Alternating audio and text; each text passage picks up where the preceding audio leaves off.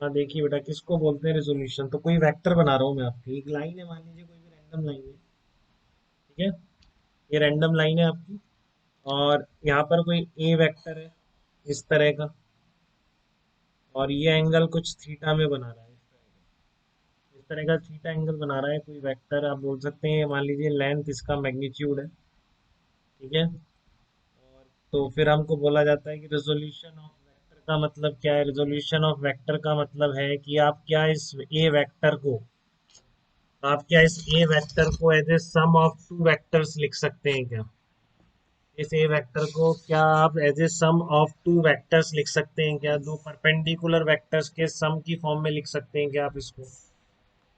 अगर आप लिख पा रहे हैं तो उसी को हम क्या बोलते हैं, वेक्टर रेजोल्यूशन बोलते हैं, ठीक है। तो आप इसको बिल्कुल लिख सकते हैं बेटा, as a sum of two perpendicular vectors आप लिख सकते हैं इसको, ठीक है। कैसे लिखेंगे, कोई बड़ी बात नहीं, आपको आता है अभी से, क्योंकि आप पोजीशन वेक्टर पढ़ चुके हैं, एक्स कॉमा वाई को आप लिखना सीख चुके हैं। तो आप किसी भी वेक्टर को लिख सकते हैं, कोई ऐसी बात ही नहीं है जो आप ना लिख पाए इसमें। बट कैसे लिखेंगे वो देखिए। तो आपको इस लाइन दे रखी है, अब एक बार इस लाइन को हम कुछ नाम दे देते हैं, ठीक है। इसके परपेंडिकुलर जो लाइन होगी उसको भी एक नाम दे देते हैं। दो परपेंडिकुलर लाइन को नाम देना है तो हमारे दिमाग में दो ही चीजें आती हैं बेटा, एक तो एक्स एक्सेस और एक आएगी आपकी वाई एक्सेस। तो इस तरह से एक्स और वाई एक्सेस आ गई हैं आपकी, ठीक है ना। तो शुरू में सिचुएशन क्लियर थी आपको, शुरू में गिवन तो केवल यही था, आपको ए वेक्टर गिवन था जो किसी लाइन से थीटा एंगल बना रहा था, ठीक है। आपसे कहा गया रिजोल्यूशन ऑफ वेक्टर, इसके वेक्टर को रिजॉल्व करके लिखिए। रिजॉल्व करने का मतलब है आपको इस वेक्टर को as a sum of two perpendicular vectors लिखना है। कैसे लिखना है आपको ध्यान से देखिए, as a sum of two perpendicular vectors आपको लिखना होगा इसको, as a sum of two perpendicular vectors. तो क्या आप लिख सकते हैं क्या, अगर आप लिख देंगे तो वही क्या कहलाता है, रिजोल्यूशन ऑफ वेक्टर कहलाता है, ठीक है। तो हम कैसे लिखें देखिए एक बार, बिल्कुल जैसे पोजीशन वेक्टर में लिखा था, बिल्कुल ठीक उसी तरह से मैं लिख रहा हूँ इसको। जिस तरह से आपने एक्स कॉमा वाई को लिखा था बिल्कुल उसी तरह से लिख रहा हूँ। ये कोई वेक्टर है आपका, ये लेंथ जो है वेक्टर की दैट इज मैग्नीट्यूड ऑफ ए, ठीक है। ये जो आपका वेक्टर की लेंथ है वेक्टर की, that is magnitude of A. This is X axis, this is Y axis. तो ये जो इसका हेड है इससे मैंने क्या डाल दिया, परपेंडिकुलर डाल दिया एक्स एक्सेस पर। ये एंगल आपको कितना गिवन है, थीटा एंगल गिवन है।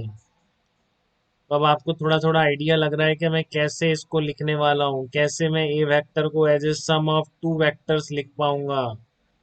क्या आप समझ पा रहे हैं क्या बेटा, किसी के समझ में आया तो बताइए यहाँ तक कि वो ए वेक्टर को कैसे लिखेगा।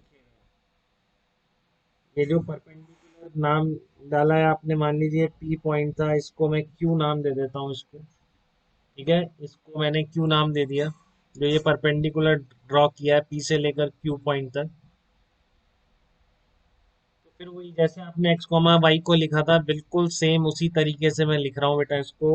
ओपी वेक्टर, ओपी वेक्टर जो होगा आपका किसके बराबर आ जाएगा, ओपी वेक्टर।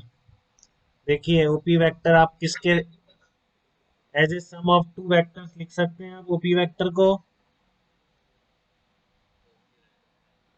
बिल्कुल, O Q vector plus P Q vector या Q P vector, OP vector, O Q plus Q P vector. सबको आ रही है बात यहाँ तक समझ में बेटा, OP vector equals to O Q vector plus Q P vector, ठीक है। ये हमने कहीं से नहीं लिखा, अगर ट्राइंगल ऑफ वेक्टर एडिशन सही है तो ये भी बिल्कुल सही होगा, इसमें कोई गलती नहीं हो सकती क्योंकि उसी ट्राइंगल लॉ से लिख रहा हूँ। तो आपको समझ में आ रहा है, ओपी वेक्टर जो है as a addition of two vectors आ रहा है। तो इसलिए ये दोनों वेक्टर्स इसके क्या कहला देते हैं, इसके कंपोनेंट कहलाते हैं बेटा, ओ क्यू वेक्टर और क्यू पी वेक्टर। कंपोनेंट क्यों बोले, क्योंकि आप इस ओपी वेक्टर को from triangle of vector addition इन दो वेक्टर्स की टर्म में लिख सकते हो, ठीक है। अब ये दो वेक्टर्स की डायरेक्शन क्लियर है क्या आपको। तो आप बताइए प्रियांश, आप बताइए ओ क्यू वेक्टर की डायरेक्शन क्या होगी। ओ क्यू वेक्टर आपका ये वाला वेक्टर है, क्यूपी वेक्टर आपका ये वाला वेक्टर है। तो ओ क्यू वेक्टर की डायरेक्शन क्या होगी बेटा बताइए, direction of O Q vector.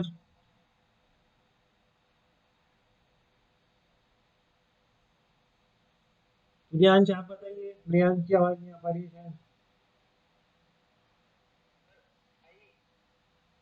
I cap के अलोंग हो जाएगी, आई कैप है एक्स एक्सिस के along O Q vector, and QP vector is parallel to y axis. तो direction of QP vector will be along the positive y axis here. तो हम इसको क्या बोलेंगे, जे कैप बोल सकते हैं क्यूपी वेक्टर को, j cap. QP vector QP vector की डायरेक्शन जे कैप हो गई, ओ क्यू वेक्टर की डायरेक्शन आई कैप हो गई। यहाँ तक डायरेक्शन में किसी को दिक्कत हो तो बताइए। दुष्यंत आप कनेक्टेड है बेटा बिल्कुल। तो ओ क्यू वेक्टर का मैग्नीट्यूड आप बता सकते हैं क्या, मॉड मैग्नीट्यूड ऑफ ए और थीटा की टर्म में। Magnitude of O Q vector आप बता सकते हैं क्या, मैग्नीट्यूड ऑफ ए और थीटा की टर्म में क्या होगा, magnitude of O Q vector. Very good, जिसने भी बताया बहुत ही सही बताया है। Magnitude of O Q vector will be equal to, सुना बेटा सबने, जो मैं आपको कल बता रहा था उसी से बोल रहा हूँ, बाकी किसी चीज से थोड़ी नहीं बोल रहा हूँ कि magnitude of O Q vector equal to किसके होगा, mod of O Q into cos theta. इस ट्राइंगल से कह रहे हैं और किसी थोड़ी कह रहे हैं, cos theta equal to base upon hypotenuse, इतनी सिंपल चीज है। ठीक है, तो magnitude of O Q vector आप लिख सकते हैं equal to magnitude of A and cos theta. Magnitude of O Q vector equals to magnitude of A cos theta बेटा।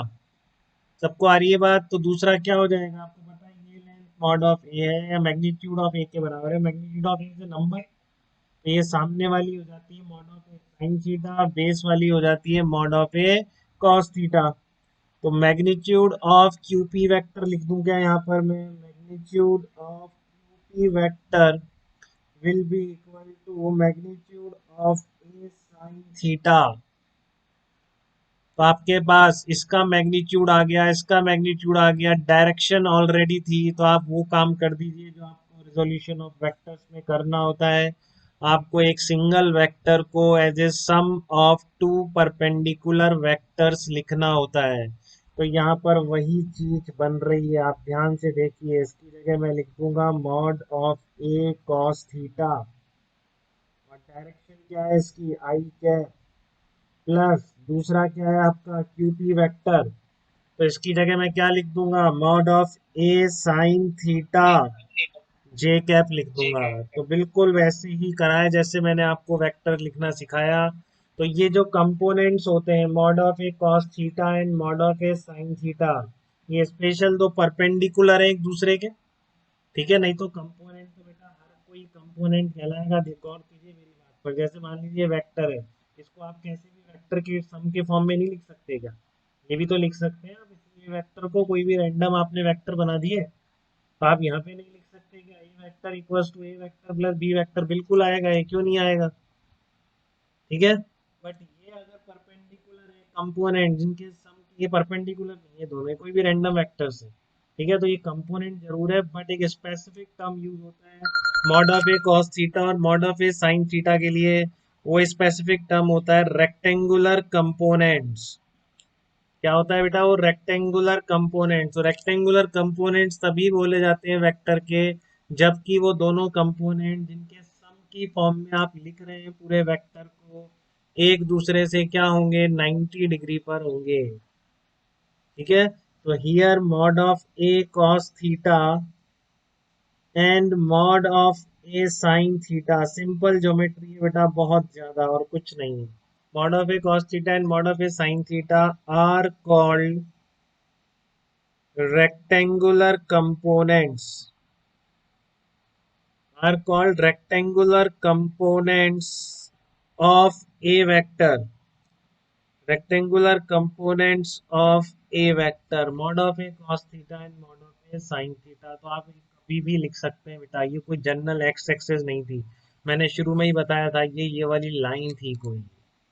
तो बेसिकली क्या आ रहा है, देखो आपका जो ये क्यूपी वेक्टर जो आया है, इसको उठा के मैं इधर रख दूं, इस यहाँ पर शिफ्ट कर दूं ऐसे की ऐसे क्यूपी वेक्टर को, तो क्या कुछ फर्क पड़ने वाला है क्या? इसमें सेम वेक्टर है, डायरेक्शन सेम है, मैग्नीट्यूड सेम है।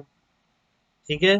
तो बेसिकली हुआ क्या है कि कोई भी एक लाइन थी जिसके साथ ये ए वेक्टर कुछ थीटा एंगल बना रहा था।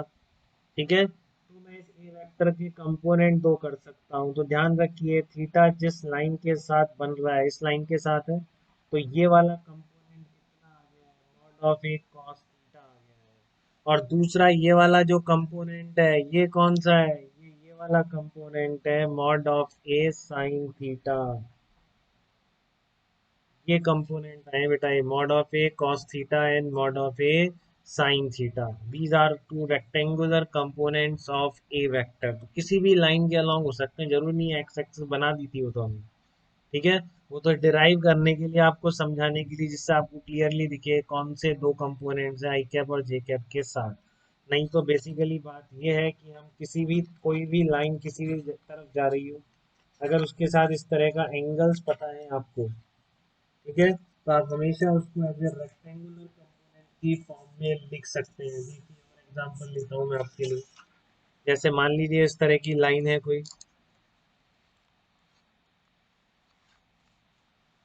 इस तरह की लाइन है कोई,